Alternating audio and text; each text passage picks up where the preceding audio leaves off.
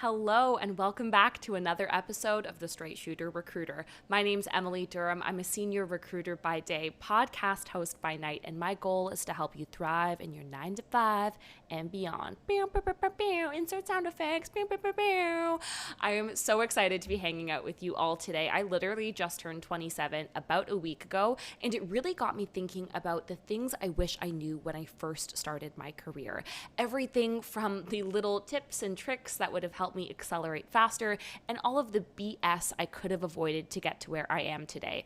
And don't get it twisted, I still have a very long way to go, but it did dawn on me that now that I've been a recruiter for 7 years, I guess I'm no longer early career. So I kind of got to tap into this new mid-career theme that we've got going on, me and my singular gray hair I found last week that literally made me cry. Anyways, that's besides the point. If you are interested in today's topic or anything else I have ever spoken about, make sure to check out my other socials. They're on the screen and in the bio.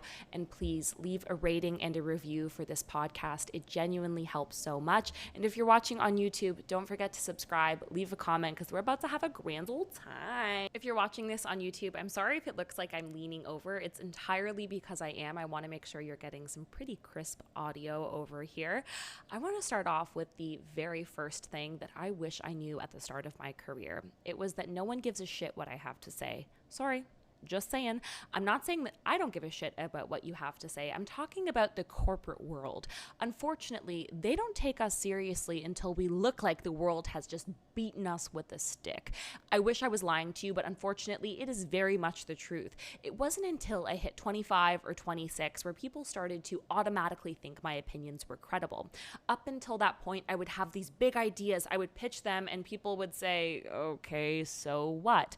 And what I learned throughout that process was nobody gave a shit about my ideas, not because my ideas weren't good, but because I had no credibility yet. Unfortunately, people assume that young folks are not credible inherently. And how do you build your credibility?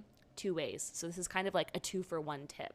The first is come to the table with data. If you have big ideas, if you have a pitch, if you have something that you want to do or an idea you want to sell, telling the idea to your leadership team is not going to cut it. They don't automatically think you know what you're talking about. The only way you're going to tell a compelling story and reel in the audience is with data.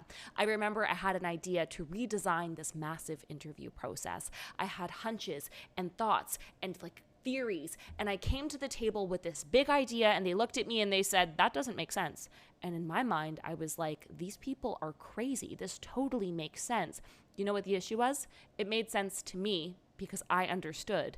I didn't go out of my way to tell a compelling story and make them understand. I didn't go out of my way to influence their decision. I thought presenting my idea would simply be enough, and it most certainly was not. So here's what I started to do.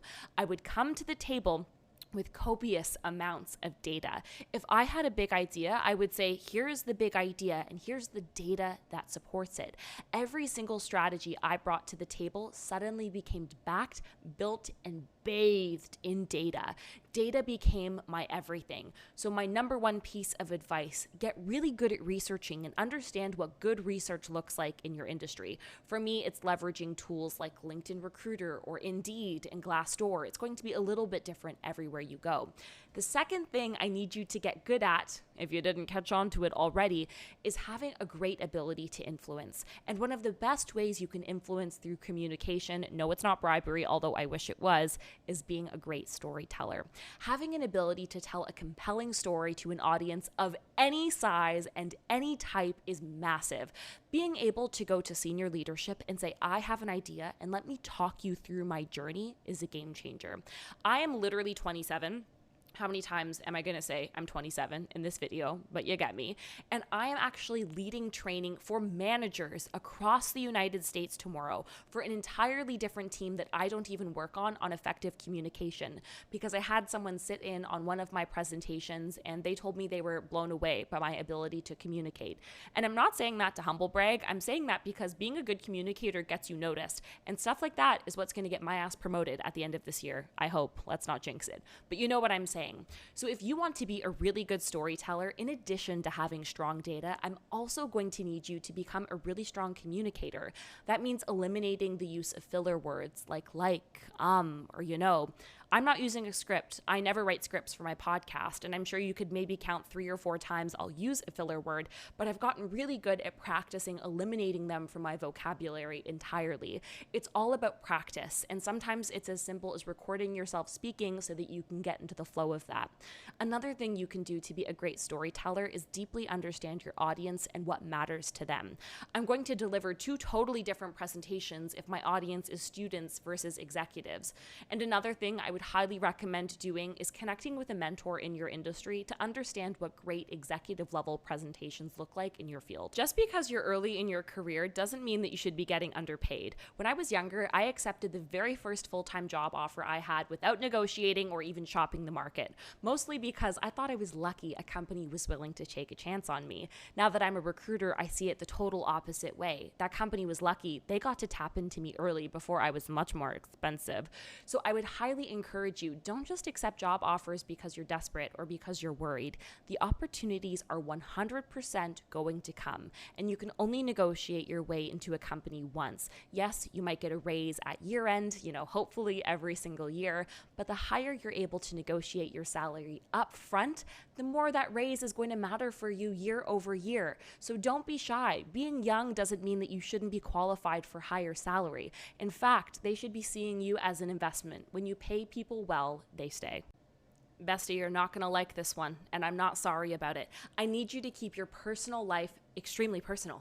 When I was 21, I was an absolute feral club rat. I'm not going to lie to you. I was clubbing Friday, Saturday, sometimes even Sunday.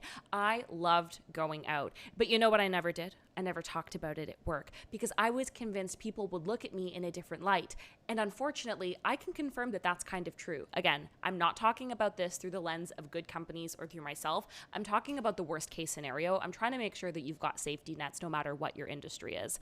However, if you come into the office talking about how you were blackout drunk with the girls, upside down doing keg stands on Saturday, and Bobby from accounting hears, and Bobby's like, 65-year-old white dude, maybe hasn't done a keg stand in a few years, you know what I'm saying? He's going to look at you and think that you are irresponsible. Even though that was unpaid time, even though that is completely unfair for him to think, that's what he's going to think. And I'm trying to safeguard you from having bias in the workplace about you being young.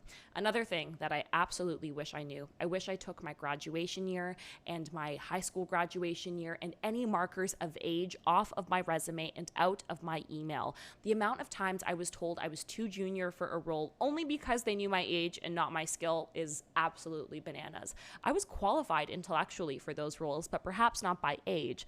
I actually one time received a job offer.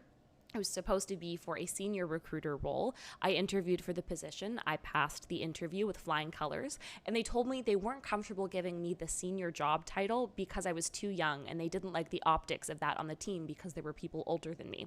Do you want to know what my response was? Not only did I not accept that offer, but I told them you're punishing me for being high performing and young. Just saying. And finally, I would highly encourage you to stay the hell out of the office gossip. It is so easy to bond with people over negativity. In fact, it's actually easier for people to bond over negativity than to bond over positivity. But the last thing you want is to be a person with a brand for having a big old mouth and some big old ears who just loves gossip. I got sucked into it too. It's natural. It's kind of part of the office bonding experience. But ultimately, you are there to work. You are not there to win miscongeniality. Stay out of the gossip and stay far away from people who enjoy gossiping. If they're gossiping with you, I promise they're gossiping about you. Finally, the last thing I wish I knew is that I didn't have to be loyal to the companies that I worked at. I loved some of the organizations I worked for so much that I was convinced that I would retire there, even though I was being overworked and underpaid. I almost had this brainwash or blind loyalty attached to me because I really wanted to stay at these companies because good employees don't leave, right? Wrong. Good employees know what's best for their career and are not scared to take jumps or take risks. So as much as you might love the company that you're with, ultimately, if you got hit by a bus tomorrow, they would replace you by Tuesday. I now recognize I look entirely naked. YouTube, I'm wearing a tube top. I swear. I cannot thank you enough for hanging out with me for today's episode. Please, please, please. Please, please, please. Why did I say it like that? Hello?